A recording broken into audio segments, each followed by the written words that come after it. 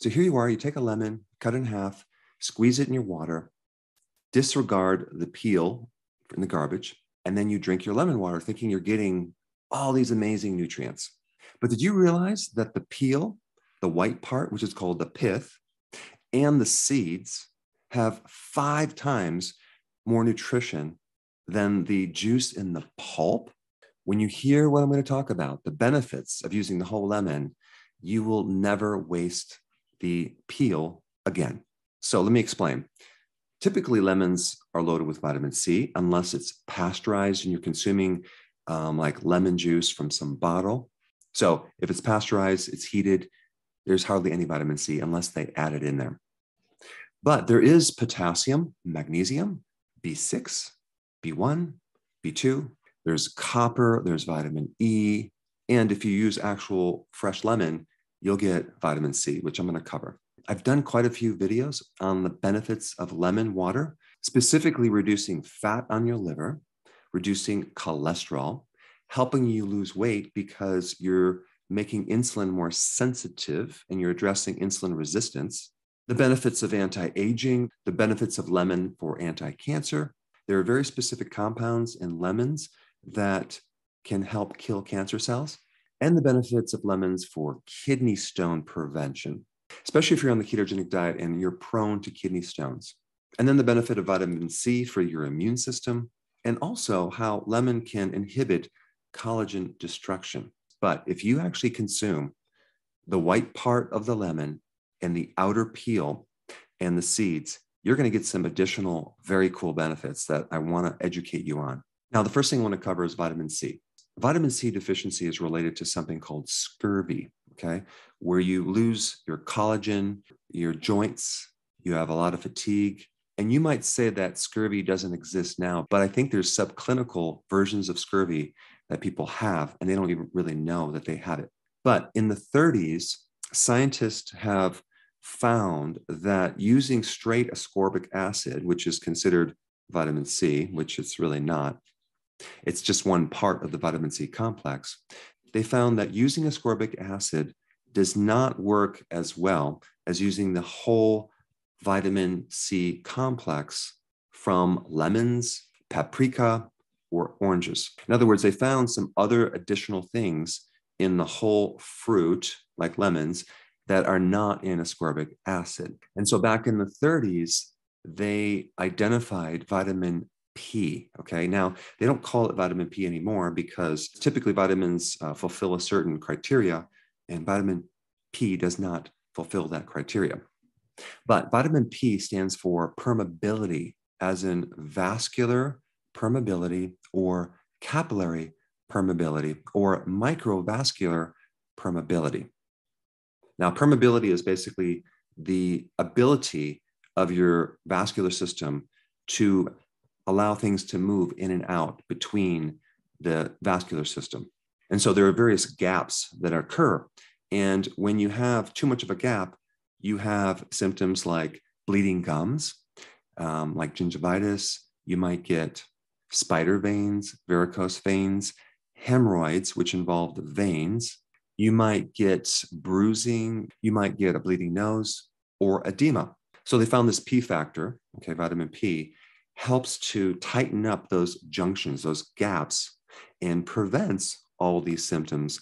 So the P factor is really part of the vitamin C complex that's in nature. So typically in nature, you don't just have ascorbic acid. You have ascorbic acid, which is the antioxidant portion. You have also the P factor, which is really the bioflavonoids. And there's about 8,000 different bioflavonoids in certain plant compounds. And what I'm going to talk about is the citrus bioflavonoids. These bioflavonoids are part of the vitamin C complex. The other parts of the vitamin C complex would be the J factor or vitamin J, another thing that I'm not going to get into now, but vitamin J helps increase the oxygenation in your lungs. It helps you breathe better. And then you also have copper in the vitamin C complex in an enzyme form called tyrosinase. And that copper is really important in collagen formation. This is why vitamin C is so good for collagen, joint health, etc. And then you also have vitamin K1, which is part of the vitamin C complex as well, which also helps to prevent bleeding and things like that, because vitamin K1 is involved with clotting. So when you're consuming the white part in the outside part of the lemon or limes, you are getting a tremendous amount of this extra vitamin P, or let's just call it the bioflavonoids, which can really help you in many different ways, including some additional things for the eye. I mean, think about what happens with diabetes. You have a lot of damage in the capillaries. You have damage in the nervous system because the capillaries are no longer feeding the nerves. And so you get peripheral neuropathy. You have a lot of problems of the eye, as in diabetic retinopathy. In diabetes, you have macular degeneration, you get cataracts, you get glaucoma, dry eyes. And so you have a lot of leaking of blood through the capillaries in the eye, caused by the destruction of the high glucose. But if you're a diabetic and you actually take these bioflavonoids from lemons, you can greatly reduce the complications that occur from diabetes and this incredible oxidation that is just destroying your capillary system. Now, here's what I'm going to recommend that you do. And you just need to try this once to see. And once you try this, you're going to like it. You're going to feel good. And you're going to want to do this every day. 1 lemon, you're going to blend it, okay? Make sure the lemon is an organic lemon. I would blend the whole thing, seeds and all, unless the seeds bother your stomach. Some people, they might find that they have a sensitivity or gastritis in their stomach, and so they might take the seeds out. But there's a lot of nutrition in these seeds. They're not poisonous like eating cherry seeds or apricot seeds, things like that. The seeds from lemons or limes are totally fine. So what you do is you simply take 8 ounces of water, 1 cup of water, put it in the blender, take the whole lemon and blend it on down for probably 30 to 45 seconds, okay? It will make this whitish drink, okay, that's very, very bitter. So you know it's good for the liver, and especially a fatty liver, not to mention your skin and giving you all these other great benefits. Now, to offset the bitterness, I usually like to use liquid stevia drops. And depending on your taste, you might want to try just 5 drops and see if that's sufficient. Or some people like it a little bit sweeter, so put up to 10 drops. So between 5 and 10 drops, okay? And then just slug it down. It's actually quite delicious. Now, you can also use, instead of stevia, frozen blueberries, okay?